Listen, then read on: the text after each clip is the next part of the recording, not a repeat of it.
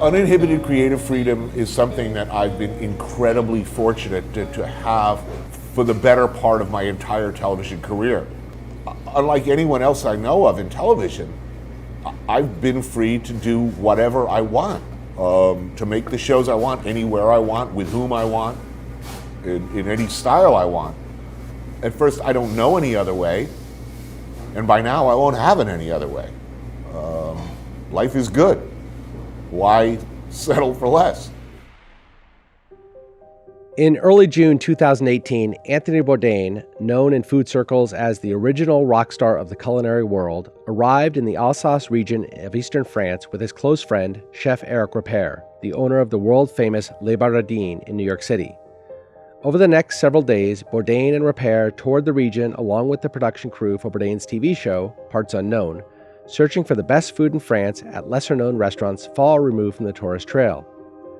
During a break on the first day of shooting, Bourdain saw paparazzi photographs that had just been published in Chai magazine, showing his girlfriend of 2 years, Italian actress Asia Argento, in her hometown of Rome, dancing cheek to cheek and walking hand in hand with a French reporter by the name of Hugo Clement.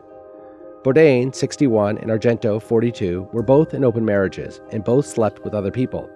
But the photos of Argento sharing deeply intimate moments with the very young and extremely handsome Clement hurt him deeply.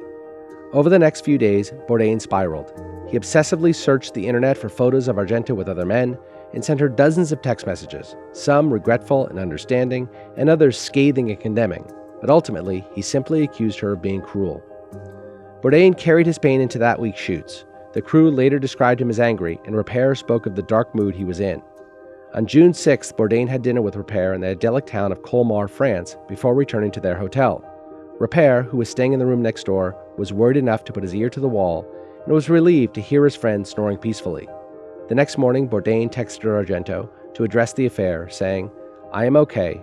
I am not spiteful. I am not jealous that you have been with another man. I do not own you. You are free. But," he said, "you were careless. You were reckless with my heart, my life." Argento was unapologetic in response and bristled at his possessiveness before abruptly breaking off their relationship. After that day's filming, Bourdain ate early and went to his room alone. He again texted Argento, imploring her to take him back. "Is there anything I can do?" he asked. Argento responded, "Stop busting my balls." Bourdain replied simply, "Okay." Sometime later, alone in his room, his relationship with Argento over, Anthony Bourdain hanged himself. I'm Jason Beckerman. I'm Derek Kaufman. This is Last Days, Anthony Bourdain.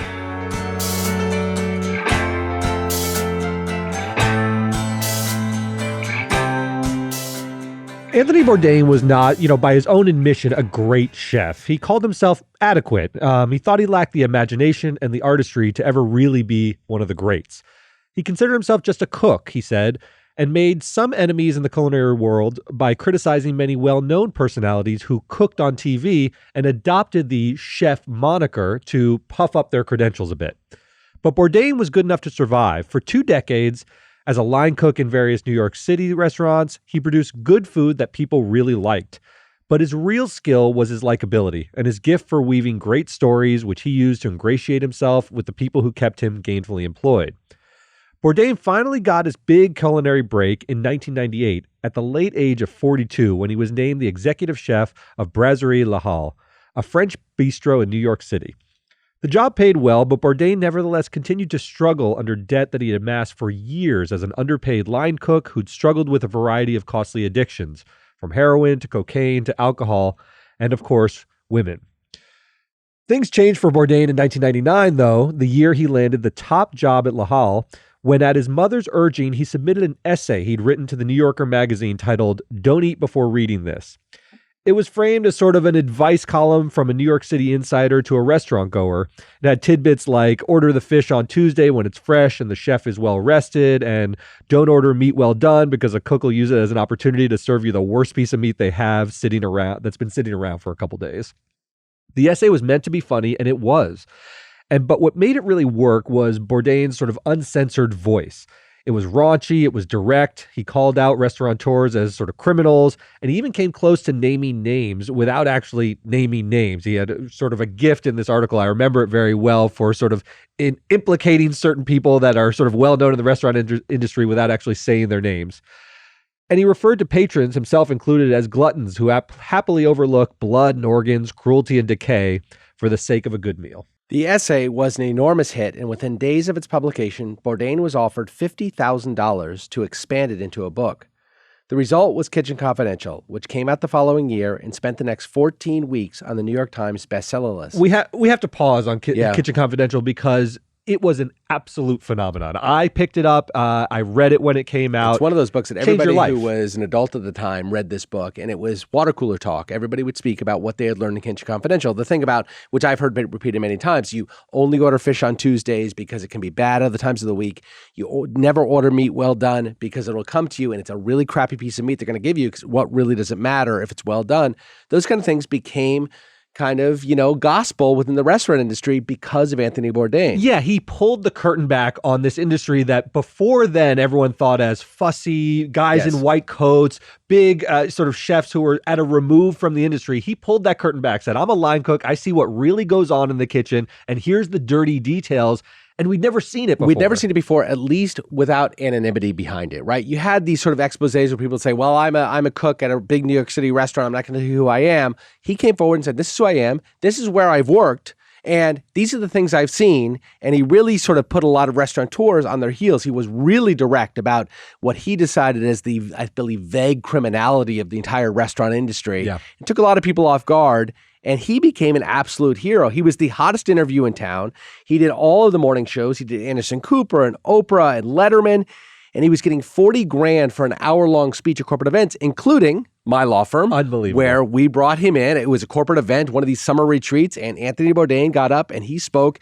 And he's an incredible storyteller. He's got a way about him where he's very relaxed, but at the same time is like clearly the smartest guy there is.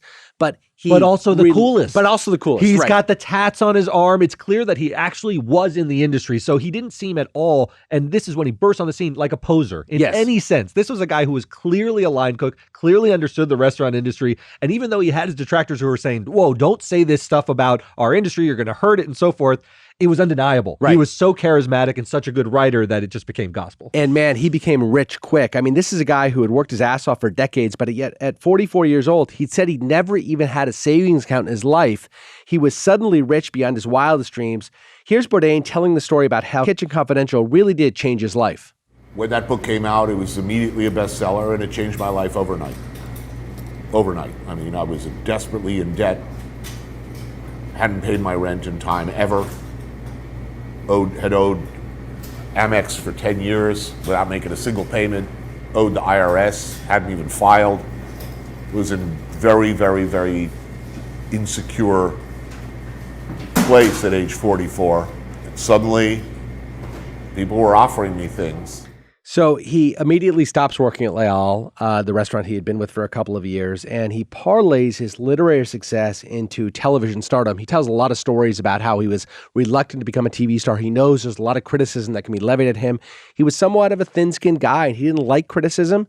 And so he knew by getting into TV that he would be the subject of that criticism. He talked about how the Food Network actually approached him, but he's like, that's definitely not the kind of thing I want to do, that really prepackaged kind of glossy thing. He wasn't looking to be Bobby Flay. He was not looking to be Bobby Flay at all. So he went on to host the food and travel series, No Reservations, on the Travel Channel for 8 years, followed by Parts Unknown on CNN for another 6. Both shows were huge rating hits. The Bourdain, who is described even by his best friends as cocky and lacked a little bit of humility, tried to humbly downplay his role in the success of the shows, saying all he did was, quote, travel around the world, eat a lot of shit, and basically do whatever the fuck I want. And the shows, I watch both of them. I watch Parts Unknown. I've seen all of these shows. What works is the authenticity of Anthony Bourdain. He was really in his element. He could go to a hole-in-the-wall restaurant, talk with the person at their level, but also add a level of sort of erudition. And he was so good with words that you're watching him him sort of explain these things that are far-flung, and some of them are sort of down and dirty, and you're just enwrapped. It was erudition on the one hand, but mixed with a tremendous amount of slang, of parlance, right? Of the way that chefs and cooks and people in the industry talk. And he brought that to the home viewer in a way that was really relatable, in a way that nobody ever had. I mean, you can watch Guy Fieri, for example, and he's sort of a relatable dude. But at the same time, he loves everything he tastes. Everything is the greatest hamburger he's ever had. There's a lack of authenticity, to take the word you just used, in everything that he does. I like Guy Fieri. I watched that show. But that's the joke. He'll put ketchup on a burger and he'll be like, "Oh man, what is this tomato sauce?" And the guy's like, it's out of a bottle. and Guy Fieri's like, "That's a good call on this. It's a good call on this." It lacks that. He's never gone into a restaurant and said he didn't like something.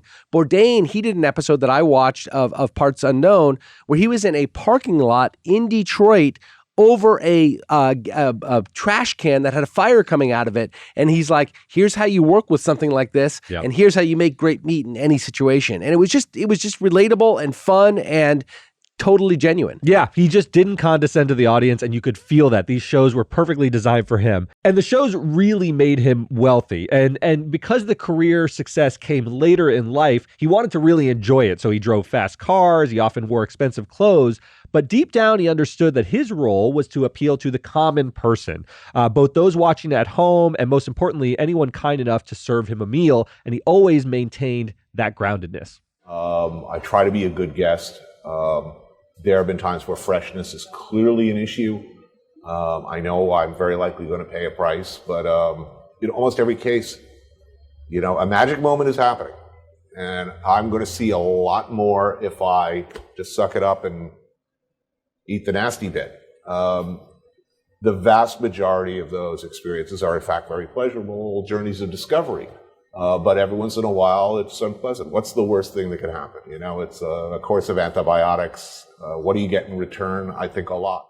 Yeah, he was fearless about this. Sort of like Andrew Zimmern would eat like sort of odd things. You told me there was a chance of a course of antibiotics after I ate something, because you don't just get sick, you get very sick when you have food poisoning. He's willing to take it on for the goal of imparting this knowledge and these experiences to other people. And he would know it's coming because he's an insider in the industry, so he'd probably see a dish and be like, "Well, that's probably going to make me vomit all night." The freshness was often in question. He knew it. Right. He knew it and still went for it. So, everyone else sort of knew that Anthony Bourdain was the smartest guy in the room, but what was his trick was he never made you feel like he knew it. He had President Obama on his show once in 2016, and they just shot the shit together while sitting in a crowded restaurant. This is the president of the United States with a guy who used to be a line cook and couldn't pay his Amex bill, and they're just chatting it up in a restaurant in Vietnam, and it seemed like the most natural thing in the world. He's the kind of guy who just everyone wanted to be around. But for all the wealth and fame, Bourdain could never find true happiness. He married his second wife in 2007, and they had a daughter that same year who he loved desperately. But his wanderlust compelled him to hit the road again at its first opportunity, and he thirsted for meaningful connections that caused him to step out on his wife quite frequently. He and his wife formally separated in mid-2016, although she said they actually had lived separate lives for many years before that. In footage obtained for a 2021 documentary about Bourdain called Roadrunner, Bourdain repeatedly talks with friends, and in one clip, a therapist, about their quest for happiness and its elusiveness to him. I'd like to be happier. I'd like to be able to be calmer. I'd like to be able to relax. I'd like to be able to, look out the window and say, "Hey, life is good." And you don't? No. Never. Maybe a few seconds here and there. Do you really want to change anything? I suspect it's too late. But that was all before he met Asia Argento in Rome in 2016. Asia was a fledgling actor, having appeared in, among other roles, Triple X with Vin Diesel in 2002, and in a 2005 Gus Van Sant movie called Last Days. No relation to us. Yep. Yeah. Bourdain fell hard for the Italian actress, and the relationship quickly escalated. He told People magazine she made him, quote, "happy in ways I didn't think I ever would be." He oozed affection for her in interviews and on social media, lauded her bravery when she publicly accused Harvey Weinstein of raping her at Cannes when she was 21 years old. And then he quietly paid off a young man who accused her of sexually assaulting him when he was a minor. Argento was brilliant and beautiful, irreverent and artistic, and her hold on him was complete. A friend told People magazine he was absolutely love-struck. Quote, "He would have done anything for her, and that was a little red flag for some of us." A parts unknown co-worker said on the Roadrunner documentary that Bourdain took what was once a crippling addiction to heroin and converted it into a crippling addiction to Asia Argento. The breaking point, Derek, for the Parts Unknown crew came while they were filming a Hong Kong episode in 2018. The story goes the show's director fell ill, and at first Bourdain suggested that Asia could step in for the director, and then when that really was landing on deaf ears, she was sort of the Yoko, right? She was traveling with him a lot and kind of sitting in the corner and he was assessing infatuated everything, with and her. He was completely infatuated with her. He began to insist that she become the director of the episode, and he's the talent, and he's been with them forever, and he's the face, and so they eventually gave in to him. At one point later on, and this is in the documentary, he's interviewing two asylum seekers from the Middle East. They were in Hong Kong seeking asylum, and he's interviewing them about their lives and what it was like to escape where they had come from. And at some point, she says, "Let's cut this. I don't like the staging."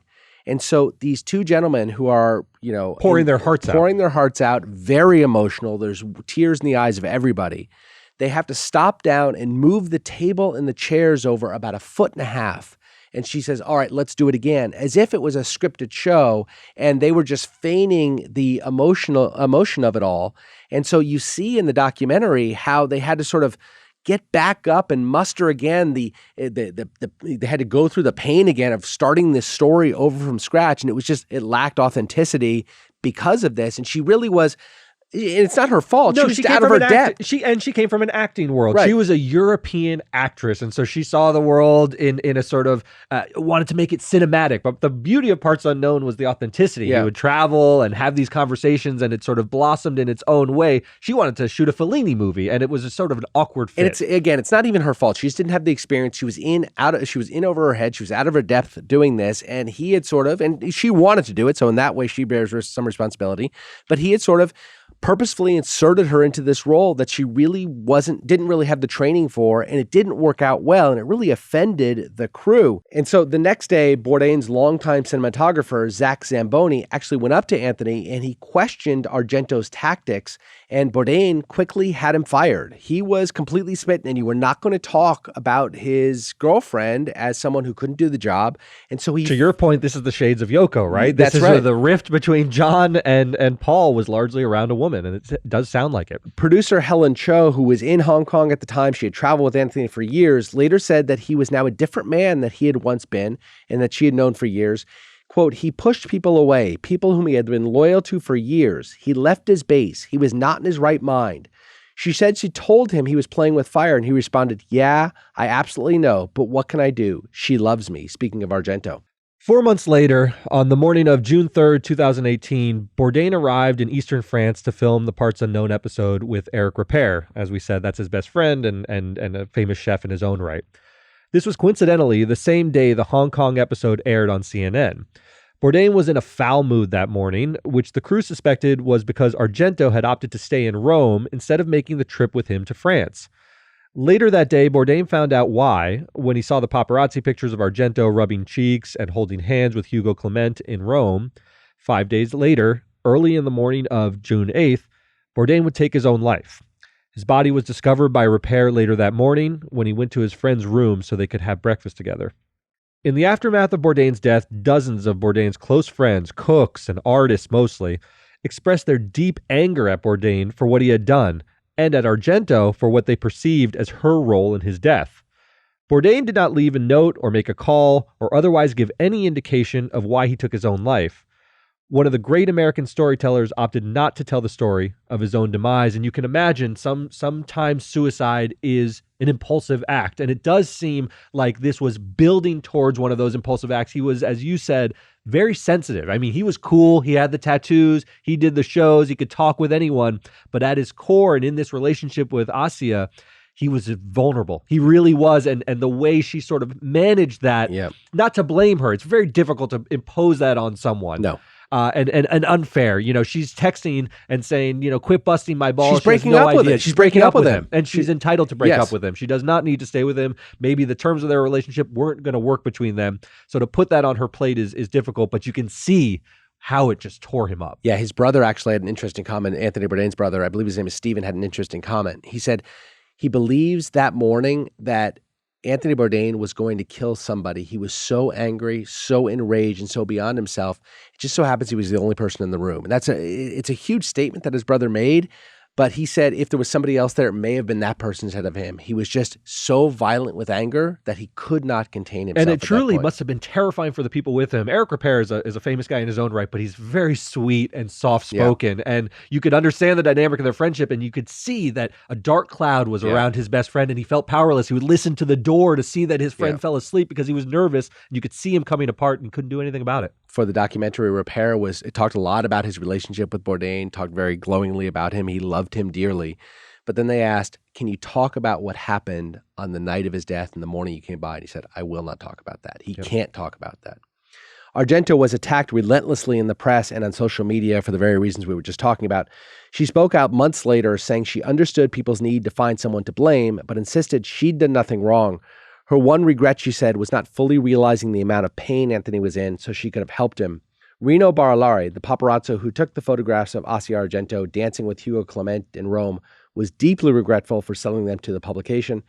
If I had known, he said, I would have stopped. A picture is not worth a life. If that shot triggered his suicide, this would make me suffer.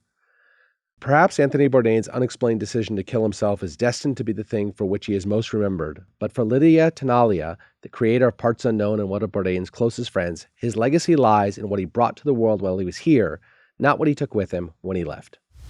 You don't want his legacy to come off as like somebody who succumbed to like this darkness. That wasn't him. Like, he created something that was so important. And I want, that really needs to be like, that is the legacy of his life. Not the stupid bullshit act that he did at the end.